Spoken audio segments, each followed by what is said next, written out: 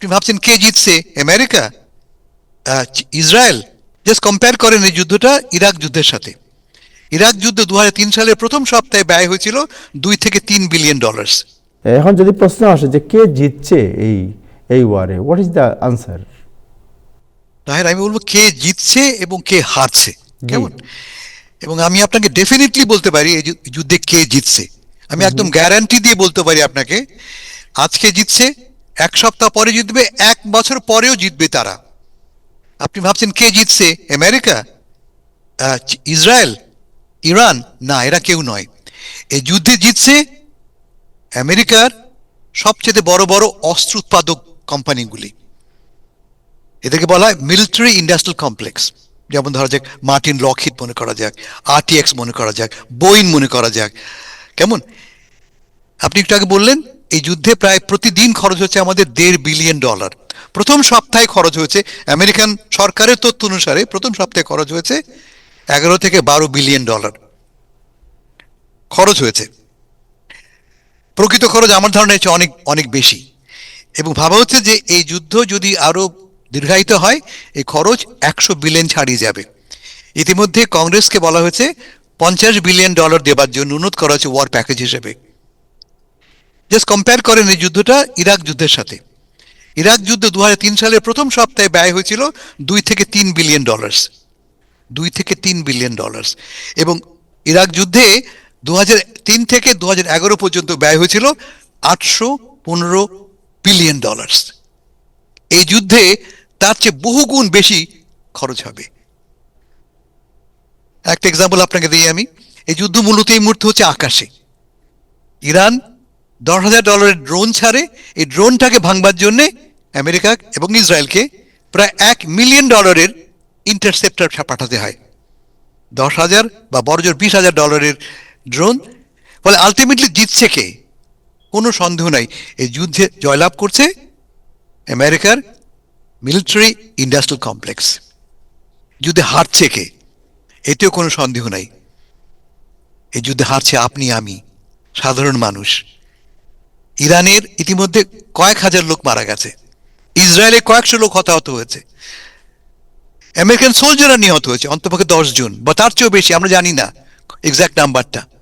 গতকাল জেনেছি আমরা যে 150 জন সৈন্য আহত হয়েছে, মারা গেছে 8 জন, আহত হয়েছে 150, এটা কনফার্ম করেছে মার্কিন যুক্তরাষ্ট্র। লেবাননে কয়েক হাজার মানুষ মারা গেছে। আর এর একটা অফশুট হচ্ছে, আপনি একটু আগে বললেন, আজকে মিশিগানে হয়েছে, আগের দিন হয়েছে ভার্জিনিয়াতে, গত সপ্তাহে 3 দিন আগে হয়েছে নিউ ইয়র্কে। এই যে এই যুদ্ধকে ব্যবহার করে একদল লোক, তারা ভাবছে আমরা সিম্পাথি দেখাচ্ছি, আমরা প্রতিবাদ করছি। প্রতিবাদ করতে যে তুমি সাধারণ লোককে খুন করছো, নিরীহ মানুষকে তুমি খুন করছো, এটা কোন ধরনের প্রতিবাদ? আমরা আজকে জানলাম মিশিগানে যে ঘটনা ঘটেছে, একটি ইহুদি টেম্পলে একটি অ্যাপারেন্টলি মুসলমান লেবানিজ, সম্ভবত, আমরা কনফার্ম করতে পারছি না, যার পরিবার লেবাননে আছে এবং এই যুদ্ধে লেবাননে মারা গেছে। বলা হচ্ছে যে সে প্রতিশোধ নেবার জন্য পুরো গাড়ি বোঝাই করে এক্সপ্লোসিভ নিয়ে এসছে। এটা কেমন প্রতিবাদ ভাই? যে যুদ্ধে তোমার নিরীহ ভাই বোন মারা গেছে, সেই নিরীহ লোকদের তুমি এখানে খুন করছো, এটা তো প্রতিবাদ নয়, এটা ঘৃণা। এবং আমি সবাই যারা এই প্রোগ্রাম দেখছেন বা শুনছেন অনুরোধ করব, প্লিজ প্রতিবাদ করুন, আপনি যুদ্ধকে সমালোচনা করুন, কিন্তু ঘৃণার প্রকাশ করবেন না। অন্য লোককে, বিশেষ করে নিরীহ লোককে এভাবে হত্যা করবেন না। যুদ্ধে জিতছে কে বলতে ভুলে গেছি আমি। যুদ্ধে প্রথমত জিতছে, আমি আগে বলেছি, বড় বড় কোম্পানিগুলি জিতছে। এই যুদ্ধে জিতছে আমেরিকার এবং বিশ্বের অয়েল কোম্পানিগুলি। একটু আগে আপনারা শুনেছেন তেলের দাম ব্যারেল প্রতি $100 ছাড়িয়ে গেছে। $100 ছাড়া মানে এটা বলা হচ্ছে যে হয়তোবা আগামী সপ্তাহের মধ্যে এটা $150 পৌঁছবে। ইরান ধমক দিয়েছে যে তারা যদি, মার্কিন যুক্তরাষ্ট্র যদি হরমুজ প্রণালী খোলার চেষ্টা করে, তারা জ্বালিয়ে দেবে এবং এই তেলের দাম $200 পর্যন্ত উঠে যাবে। আপনি কল্পনা করতে পারেন, যেই তেলের দাম ছিল $60 তা 1 লাফে বেড়ে 100, 100 থেকে 150, প্রবলেম 200 পর্যন্ত হয়ে যাবে। সাধারণ লোকের জীবন তো অসহ্য হয়ে পড়বে। লাভ হচ্ছে কাদের?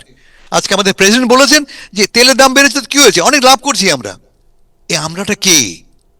যারা তেল কোম্পানি, আপনি আমি তো নই, সাধারণ মানুষ তো নই। আর লাভ হচ্ছে কার জানেন? রাশিয়ার। কারণটা কি?